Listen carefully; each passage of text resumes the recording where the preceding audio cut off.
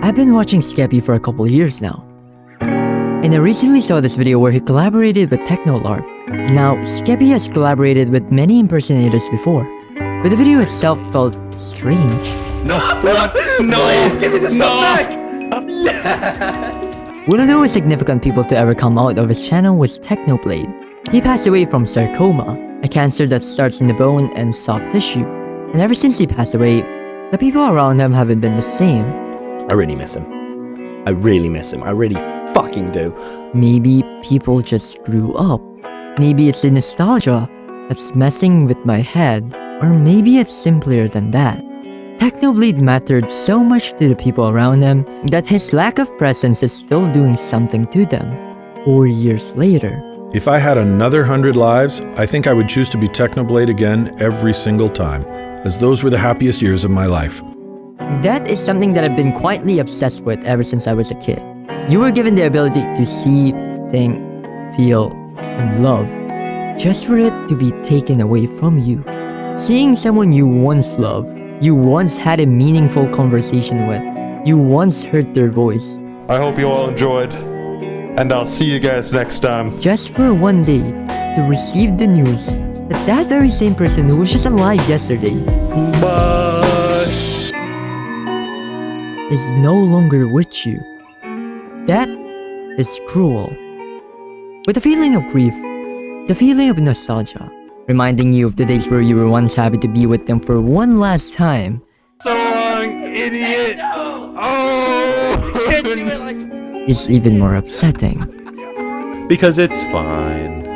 Everything is within my calculations. It's all gonna be fine. When I was watching the video for the first time, it felt like I wasn't watching a guy role-playing as Technoblade. The chemistry, the jokes, the energy felt like exactly like what they used to be. Alright, there's only one game mode we can play right now. It better not be sumo. It's not sumo. Okay. It was basically the same energy as when Technoblade was trolling Skeppy back in the days. But there was one moment in the video where Skeppy said something interesting. Oh, you're getting Tech! When I heard this for the first time, I was worried for Skeppy. It felt like this wasn't mentally healthy for him. And not to mention, Skeppy was also the one who reached out to Technolarp first. This was a person who was still actively seeking out to hear the closest thing from his friend's voice that still exists. Does Technolarp make you cry whenever he talks? Not actually, but deep down a little bit. There's a phenomenon called the trauma reenactment. It's the idea of replaying an experience in hope of regaining some sort of control over what was taken away from you. This might be a little bit of reach, but one of the comments pointed this out. It's obviously not taken to the extreme level, but there's definitely moments off of it. And it really goes to show how easily our minds can be manipulated when our brains are craving for the feeling of familiarity. So I was good at the first one, now I fell off. No, wait, you kinda got it. I personally love LARTubers. It's the idea of bringing back old YouTube before it went corporate. And ever since I saw Technolarp appear on my homepage when he was just at 800 subscribers, So as you all know, there's this guy named Larpnoblade. it felt like something that I can't exactly describe with words. His voice, his delivery, how he just doesn't manage to break a character. I mean, it felt like AI for the first time, but he wasn't. He was a real person with his own mind, wearing a voice that we all knew by heart. A lot of people found it uncanny, strange, weird. I mean, I don't exactly blame them. How can you process someone who was just gone, come back as someone else entirely?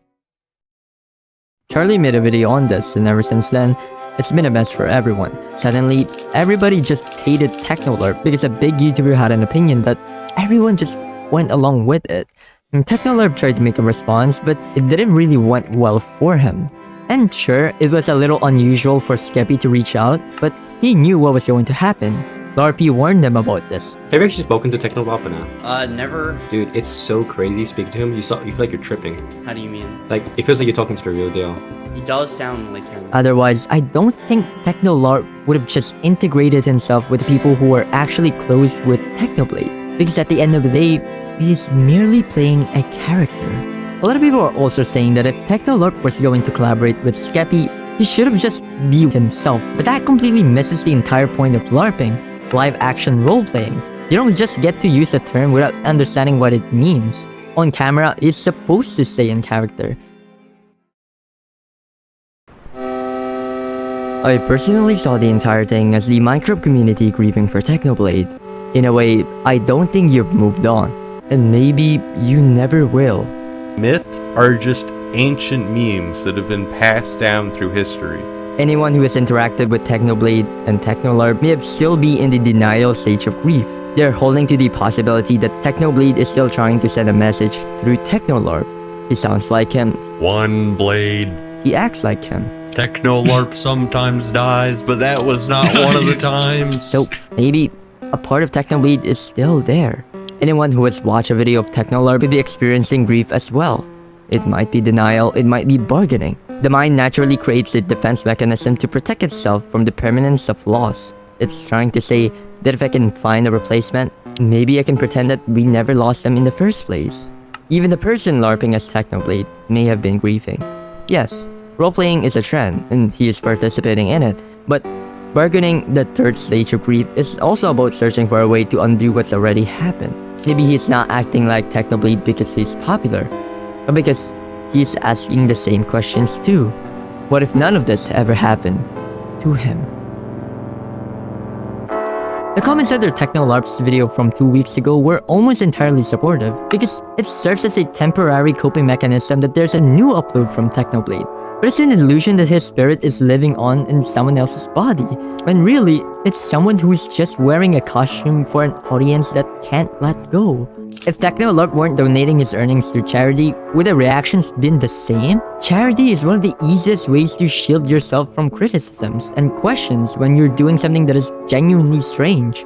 Role-playing a Minecraft YouTuber whose death has been receiving the same poor treatment from the half side of his community is depressing, because we have witnessed the history about the people who've been milking the videos for their own personal gain. And this has been happening for years now.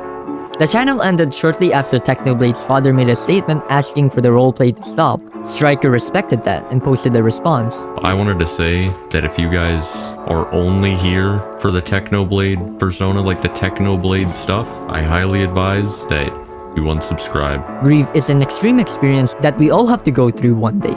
But this moment right here made me realize that even though grief has been studied for decades now, it still goes to show how grief can break a person.